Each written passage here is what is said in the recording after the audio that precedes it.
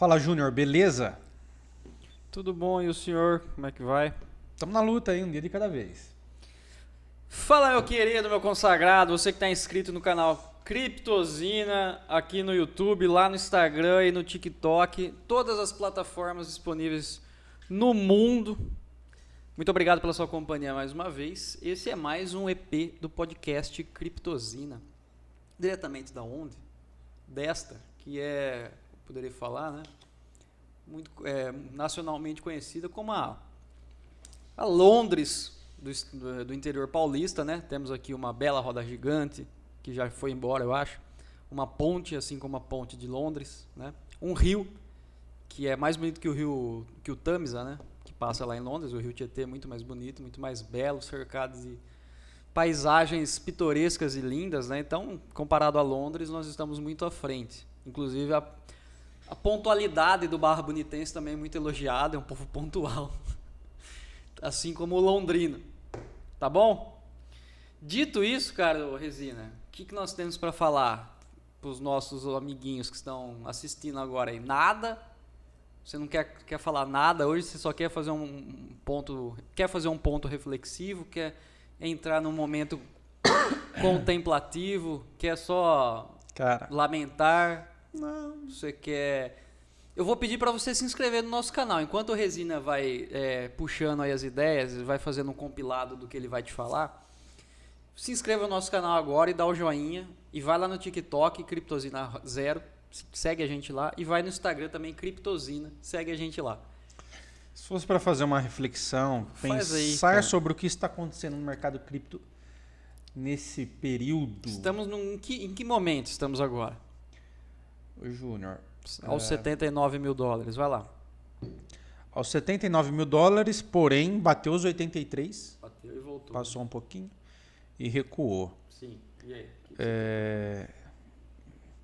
O Bitcoin, graficamente falando, ele está num ponto chamado Death Cross, que é a Cruz da Morte. Cruz da Morte, né? Que ali gerou-se uma incerteza muito grande. O Death Cross você analisa sempre no tempo gráfico diário, tá? Então o cara abre lá o TradingView, tempo diário, né? Tempo gráfico diário. Não é semanal, enfim, é no diário. Eu sei que vai fazer. Então, conseguindo perceber que ele chegou num ponto, o preço, né? O Bitcoin está se comportando onde ele está num ponto que ali é crucial.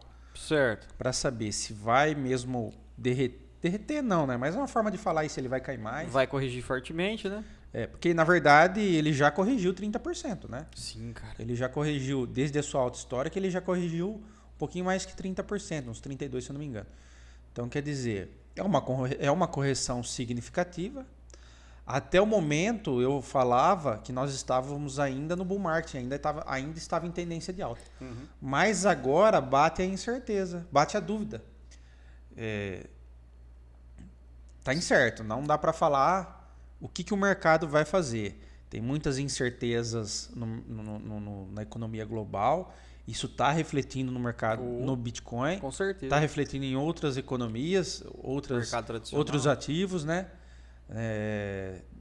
Tanto renda variável como até mesmo renda fixa. Então, está refletindo também no Bitcoin, né? Não tem como falar que não. E nesse ponto crucial aí do Death Cross, graficamente falando, fica a incerteza. Pode ser que o mercado ele continue lateralizado. Por quê? Por que eu acredito nisso ainda? Porque tem muito Bitcoiner que ele não tem Bitcoin para ficar tradando. Ele tem Bitcoin porque ele é um Bitcoiner. Tem muitos. Certo. Né? Dá para falar aí analisando a blockchain. Mas também tem um mercado especulativo por detrás que pode levar, né? E a economia mundial tão instável do jeito que está, as tarifas nacionais e internacionais acontecendo, isso deixa uma incerteza para qualquer mercado financeiro, inclusive pro querido Bitcoin aí. Então, o que eu faria... O que você faria? o que eu faria agora. Marcos Antônio Resina. O que Marcos Antônio Resina Porque se for analisar também algumas semanas, já faz mais de, olhando aqui, faz mais de 5 semanas que o Bitcoin já está abaixo da média móvel de 8 semanas. Já faz mais de um mês já. Sim. Caramba. Então, e tem lateralizado. Eu passaria aí uma FIBO de retração. E se você quer entrar nesse mercado, ou quer ter Bitcoin, quer acumular Satoshi aí, eu começaria a fazer parciais. Agora, começaria a comprar. Boa dica. Porque, lembrando que você faz o seu estudo e a sua conta e risco, não é? É o que você faria. É o que eu faria. Uhum. Porque eu estou analisando esses pontos, tá? Você analise os pontos. Então você primeiro precisa conhecer, saber o que é Bitcoin. Não adianta você seguir a estratégia de uma pessoa que não tem nada a ver com a sua estratégia. Talvez não faça sentido para você. Uhum. Então, para mim, é isso que faria sentido. Começaria a comprar agora a partir aí dos 80 mil para baixo. Muito bem. Faria parciais, escolheria as parciais aí dentro de uma estratégia de FIBO e compraria eu compraria o Bitcoin do futuro, digamos assim. Entendi. Aquele Bitcoin que eu não venderia. Entendi o que você quis dizer. Sobre as tarifas que você comentou aí, eu tomei a liberdade de fazer quase que uma linha do tempo, ainda que bem resumidamente, porque aconteceu tanta coisa desde sexta-feira. Não sei se você lembra, sexta-feira, dia 4, quando o mercado sentiu muito, o mercado tradicional, os mercados sentiram muito os efeitos do tarifaço do americano com relação aos outros países. Trilhões de dólares da Bolsa Americana escafederam-se, né? Teve aí uma queda na capitalização do mercado de 2 trilhões de dólares. Muitas empresas perdendo milhões de dólares na Bolsa de Valores. Na sexta-feira o Bitcoin se manteve bem e até valorizou um pouco. E aí a galera ficou alvoroçada. Realmente, o Bitcoin é uma reserva de valor e ele está resistindo aí e não está sofrendo os acontecimentos do mercado tradicional, né? Beleza, isso na sexta. Mercado fechado sábado e domingo, exceto o Bitcoin. No domingo já começou a corrigir, que eu estava acompanhando. Na segunda-feira o pau torou, como dizem alguns, né? Na segunda-feira o Bitcoin cedeu junto com as bolsas, né? Então, quando as bolsas continuaram a cair, muita queda, né? E o Bitcoin estava ali nos seus 80 e poucos mil dólares e bateu 74 mil dólares, que é o mesmo patamar que estava antes da eleição do Donald Trump, né? Então, 74 mil dólares lá em novembro, mais ou menos, voltou para 74 mil dólares. E isso na segunda-feira, né? E o que acontece? Já quando o Donald Trump adiou por 90 dias a imposição das tarifas, exceto para a China, o mercado já reagiu bem, né? As bolsas subiram, o Bitcoin também bateu 83 e agora corrigiu de novo, né? Mas o Bitcoin, engraçado que ele acompanhou os mercados tradicionais, né? Só que houve um delay, né? Sim, houve um delay. Porque pode-se dizer... De 3, 4 dias. Aí. Pode-se dizer que existe uma necessidade de... Isso aconteceu porque existe a necessidade de liquidez. O investidor, o cara que não é Bitcoiner, ele é um investidor. Ele enxerga o Bitcoin hoje como investimento. Ele sai. Ele precisa de liquidez. Diferente é o cara que é Bitcoiner. O cara que é Bitcoiner, ele não sai porque ele investiu. Ele sai por, qual motivo? O cara é um Bitcoiner, ele adquire Bitcoin, ele quer ter Bitcoin para o futuro, mas ele sai numa necessidade. Ah, mas o investidor também sai numa necessidade. Tudo bem, mas a facilidade dele sair é muito maior. Sim. Porque ele não enxerga o Bitcoin como um Bitcoiner. O Bitcoiner rejeita mais a moeda fiat. O cara que é investidor, ele é mais... Ele adquire vários ativos e o Bitcoin é um deles. É isso. E o que eu achei interessante também, por exemplo, o Bitcoin caiu 11%, mais ou menos, 11%, 12%, mas, por exemplo, na pandemia, teve um dia só na pandemia que ele caiu mais de 30%, parece que 35% a 38%. 38% em um dia na pandemia. Só que dessa vez aqui, em meio a uma guerra comercial aí que está escalando nos Estados Unidos e China, ele só caiu 11%. né?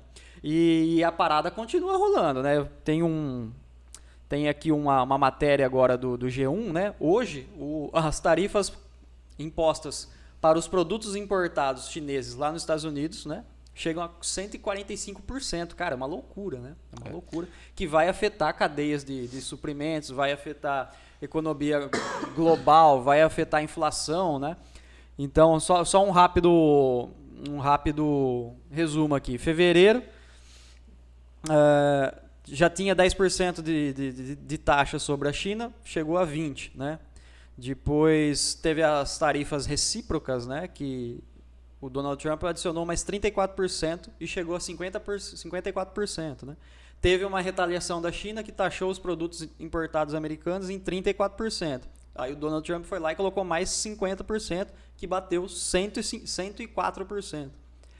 Depois foi para 125% e agora 145%, somando as 20% que já era antes de abril já estavam sendo aplicados, 140%.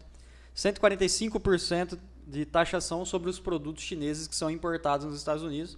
E a China também. A China é golpe contra golpe, golpe contra golpe. Estados Unidos e China escalando aí em níveis jamais vistos. E ninguém sabe o que vai acontecer. Você pode escutar vários especialistas na internet. A gente estava até comentando disso, né? Todo mundo fala, tenta descobrir o que vai acontecer, mas ninguém sabe. É um cenário de muita incerteza porque escalou a um ponto que ninguém realmente sabe o que vai acontecer. Mas vale ressaltar o seguinte. Ressalte. Você mencionou no período da pandemia, né, que a queda chegou a 30% em um dia. Mas, Juninho, vale ressaltar que naquela época, embora não faça muito tempo, mas 5 anos já, né? Assim, qual a palavra? Não é essa, mas eu vou usar essa. Os detentores de Bitcoin eram muito menor do que hoje. Sim. Hoje, muito mais investidores, muito mais cidadãos, muito mais empresas e até governos querem adquirir Bitcoin. Então, isso mostra uma busca maior por Bitcoin. Então, no meu ponto de vista, a volatilidade do Bitcoin, ele tende a ir perdendo volume, perdendo, como que eu posso dizer, o gráfico ele faz isso, né? Perdendo força. Perdendo. Por quê? Porque se existe mais procura agora do que antes, mais pessoas vão ter dificuldade em sair dele. Não dificuldade em si, mas quanto mais valor ele ganha com o tempo, mais você quer tê-lo, né? Sim. Diferente de quando ele é muito volátil, você quer tipo meio que surfar aquela onda, fazer o seu lucro, digamos assim. Então, assim, as coisas vão mudando, né? E eu enxergo o Bitcoin como isso hoje. Embora a volatilidade vai continuar existindo, ela vai diminuindo com o passar dos anos. Sim. E sobre as tarifas ainda, o resto do mundo foi taxado em 10% só, né? E o negócio é com a China, né? Que continua essa taxação de 145% e a retaliação de 84%, enquanto o resto do mundo 10%, saímos no lucro aí. Apesar que eu acho que muitos países vão negociar, o Donald Trump ele joga, né? Ele joga até onde ele estica a corda, até onde ele pode esticar bastante a corda, ele tem recursos suficientes. A maioria do mundo depende muito mais dele do que ele depende dos outros, né? Então ele tem esse poder de esticar a corda e jogar conforme ele vai fazendo, né? O dólar ainda é uma moeda cara. Forte, digamos assim. O pessoal se comparar das outras moedas. Com certeza. O pessoal também assustou lá com os títulos americanos, né? Os juros pagos pelos títulos americanos subiu muito.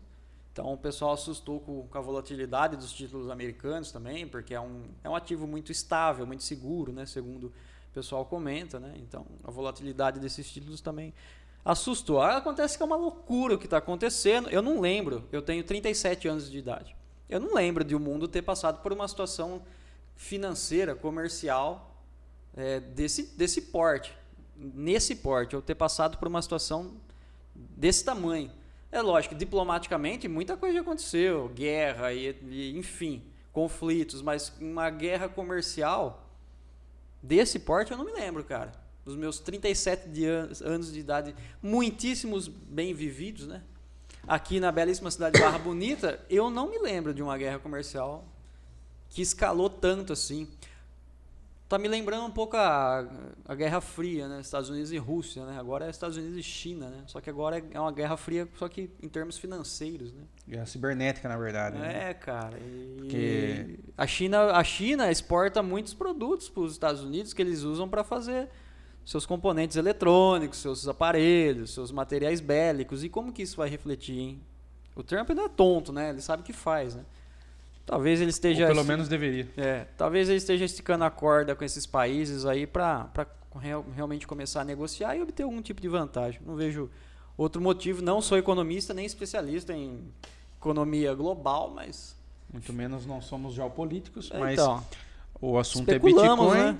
Muitas coisas estão por detrás do que acontece com o Bitcoin, então a gente comenta para que você fique informado. É importante ressaltar que em toda essa história o Bitcoin continua performando melhor que todos os ativos globais, tá? Olha, eu tô com o gráfico aberto aqui. Se você pode pegar o S&P, bolsas ao redor do mundo e etc, o Bitcoin ele performou muito melhor do que esses demais ativos do mercado tradicional. Essa é a questão, esse é o ponto que a gente roda e continua caindo no ponto. Nós temos um ponto. Qual é o ponto? O ponto é que o Bitcoin é realmente uma reserva de valor.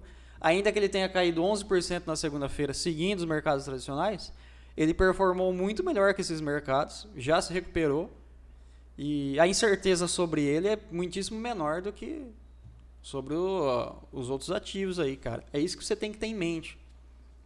Bitcoin é reserva, é dinheiro, é moeda e é reserva de valor, cara. É uma forma, mais do que nunca, uma forma de você se proteger, cara. Isso vai virar corte, hein? Viu? Falando aqui em termos gráficos, Júnior. Fala aí, cara.